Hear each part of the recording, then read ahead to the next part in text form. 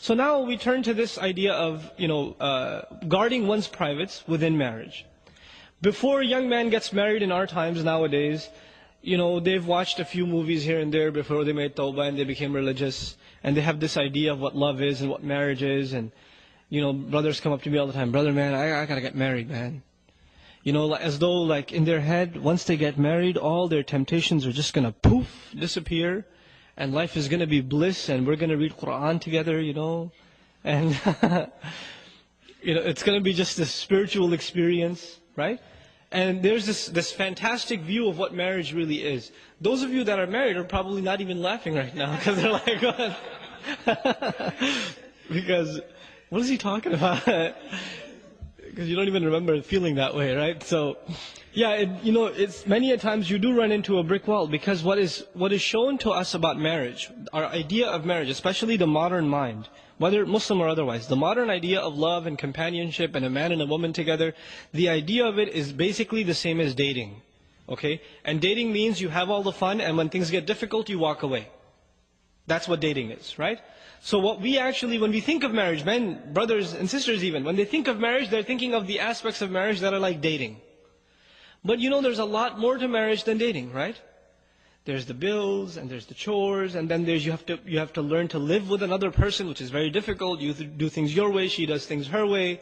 And now there's a towel hanging the wrong way, or the toothbrush is in a different place, or, there's too little sugar in your coffee or something, or little things start adding up and in the beginning, I love her too much, I'm not going to say anything, I can handle this.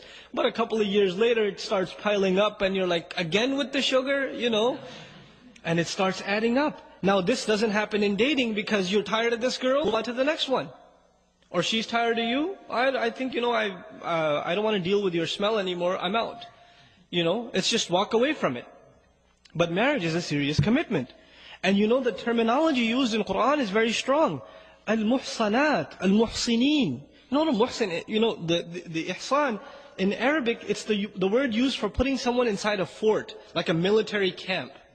The idea of that is there are enemies outside. Once you're inside this military facility, you're safe, right?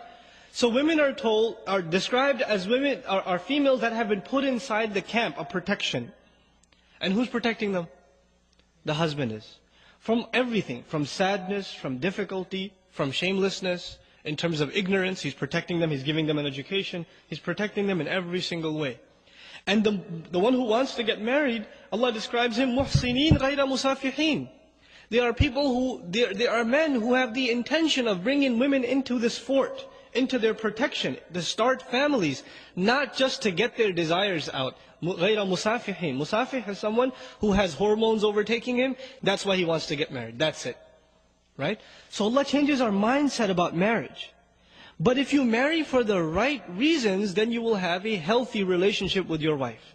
If you marry for the wrong reasons, and the wrong reasons are, I have hormonal problems, that's why I want to get married. And that's it. You know what? You're going to have a miserable marriage and you'll never be satisfied. And many of you learned this the hard way already. Because the intention was all messed up. The intention has to be to start a family, to please Allah subhanahu wa ta'ala, to increase the good in society. So now, the underlying principle in marriage, as it is in everything else in this deen of Allah subhanahu wa ta'ala, you worry about your obligations, and you forget about your rights. I know that sounds very harsh.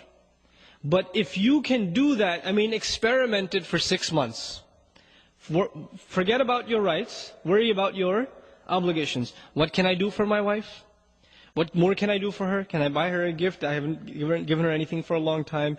If she makes a mistake, pretend like she didn't even make it, right? وَإِن تَصْفَحُوا وَتَغْفِرُوا تَعْفُوا وَتَصْفَحُوا. Tasfahu means cover the page. When you cover a page, you can't see the previous page, right? So if your wife makes a mistake, you pretend like you don't even see it, right? Instead of bringing it up and again with this, So you cover her mistakes, and you go out of your way to fulfill your side of the obligations.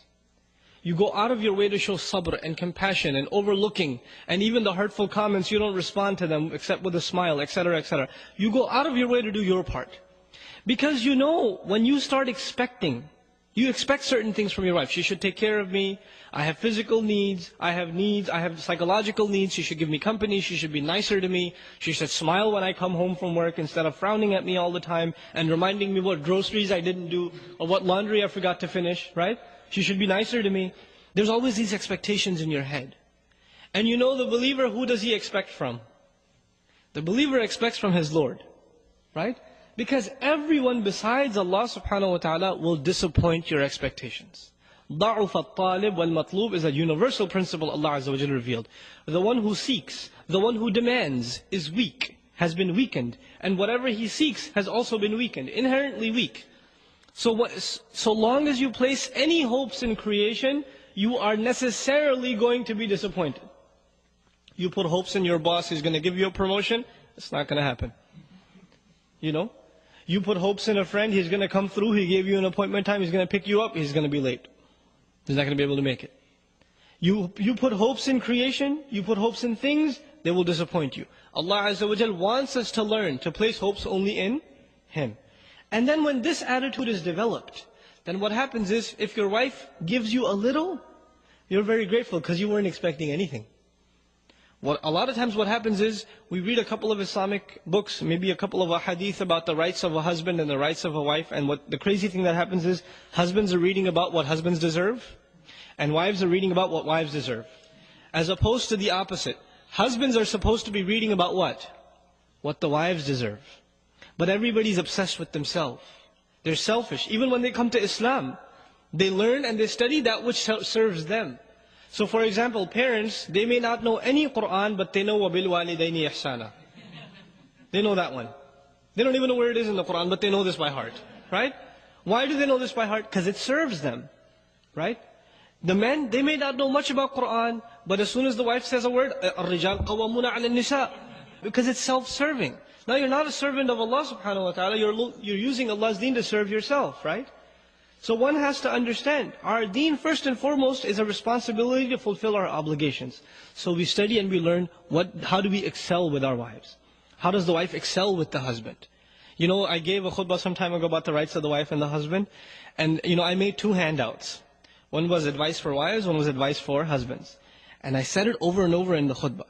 Don't read the rights of the husband. Please, husbands, don't read those. Just read the rights of the wife. I made a handout for you, don't read the wife's handout. Read your handout. 20 brothers come up to me after the khutbah. Brother, that handout for the wives, can you give me a copy? It's like, no, I can't give you a copy. Because you're going to go home and say, see this? Point number 4 right here? You've been missing out on this for 6 months. You know? And these are real problems in marriage. This can lead to a really serious turmoil in marriage. So you want to have a healthy relationship in marriage, you have to take care of your obligations.